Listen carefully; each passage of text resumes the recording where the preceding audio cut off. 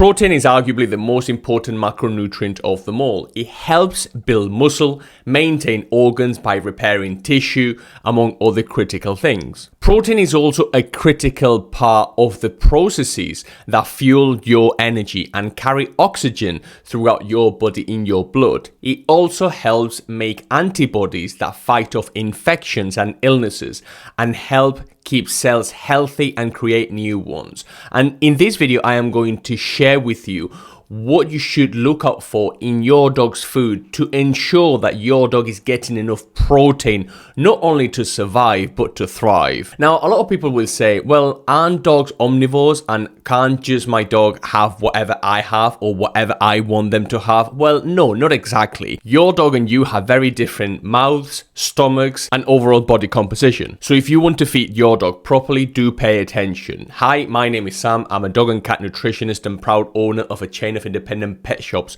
where we exclusively focus on nutrition. Now, there are three main macronutrients: carbohydrates, proteins, and fat. Protein is the only macronutrient that has a thermogenic effect, TEF, the thermic effect of food it's called. And that means that when you and your dog eat protein, that protein gets consumed or oxidized within the body, which is a very, very good thing. That means that protein actually helps burn fat, and it helps your dog and you keep your body in check. Now, we have many studies showing that higher protein diets contribute to building more muscle or maintaining lean muscle mass, which is essential, especially as your dog gets older. Also, foods high in protein are very high in satiety, and so if your dog is hungry all the time, it could be a very clear indication that your dog needs a bit more protein in their diet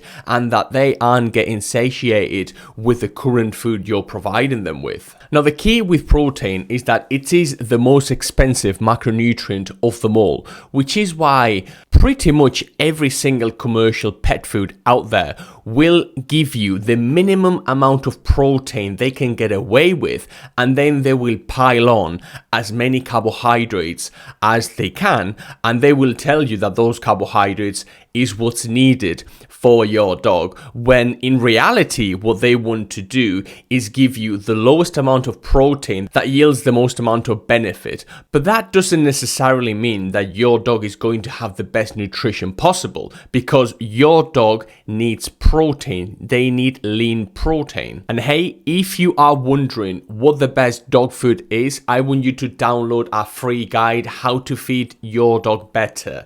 The link will be down below. It's free. Go grab it. How to Feed Your Dog Better. Also, it really does depend on the source of protein. Vegetables or grains, for example, or things like wheat, have a much lower leucine amount, which is the most important amino acid for protein muscle synthesis, which is an essential amino acid, and leucine is one of the three essential amino acids. So vegetables, grains, or wheat aren't very digestible in terms of protein, so your dog would require a massive amount of these ingredients, say wheat or say peas, to get enough protein out of them. That's why what you want to be paying for is animal protein. You want to be paying for meat. You want to be paying for meat in the restaurant, in the supermarket, and in dog food. The more protein coming from animal sources, the better. And that's why, ladies and gentlemen, we like animal protein, because the absorption levels, the bioavailability are much higher, and amino acids are much more readily available. Now, there's a bit of a misnomer out there that too much protein can be detrimental to dogs and can be detrimental to dogs' kidneys, for example. And some people will say, well, actually, too much protein is making your dog crazy, or that giving your dog too much protein is going to make them crazy. Well, that couldn't be further from the truth, actually. In people and dogs, the body doesn't have a system to store protein. You either consume the protein or you oxidize the protein and you secrete it through the kidneys. Let's say that you ate a tremendous amount of protein. That excess protein doesn't get stored as fat because the body doesn't have a mechanism to convert in that protein, that excess protein, into fat. The body either consumes protein or oxidizes protein. The body doesn't store protein as fat. So that is a bit of a misnomer. You cannot have way too much protein. Over the last 3 decades or so, quite a few randomized controlled trials have come out looking at protein intake, showing pretty clearly that it doesn't harm a healthy kidney. So if your dog's kidneys are okay, too much protein is not going to be an issue. Protein is actually going to be beneficial for your dog's kidneys and for your dog's overall health. Now, let's carry on with the obvious. Dogs are more meat eaters than anything else.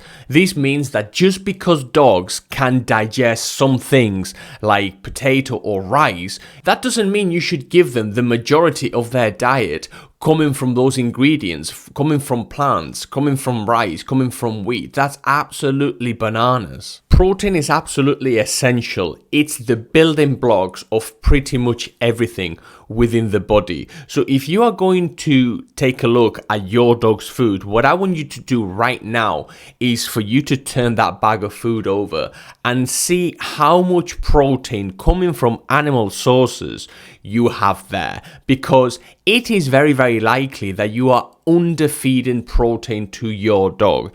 And from now on, I want you to pay attention to the amount of protein you give them. And I want you to see things like fresh chicken, raw turkey, freshly prepared venison, raw mackerel, things like that on the back of the bag.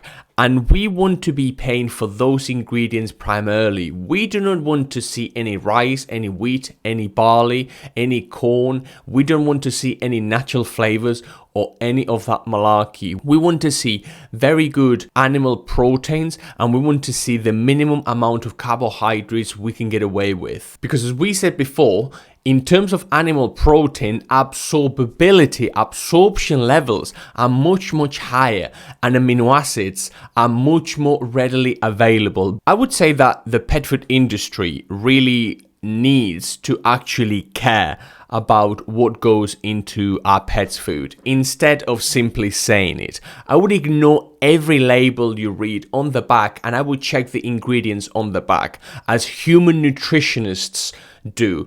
If you have a kid, if you have a baby, what you are going to do is read the ingredients for everything you give them. You are not going to rely on the manufacturer's claims on the front. And especially in pet foods, a lot of these foods will contain sugar or sugar derivatives or wheat gluten or things like that. And those really aren't good ingredients. Protein is absolutely crucial for every single life stage of your dog's life. And so from now on, I want you to pay attention.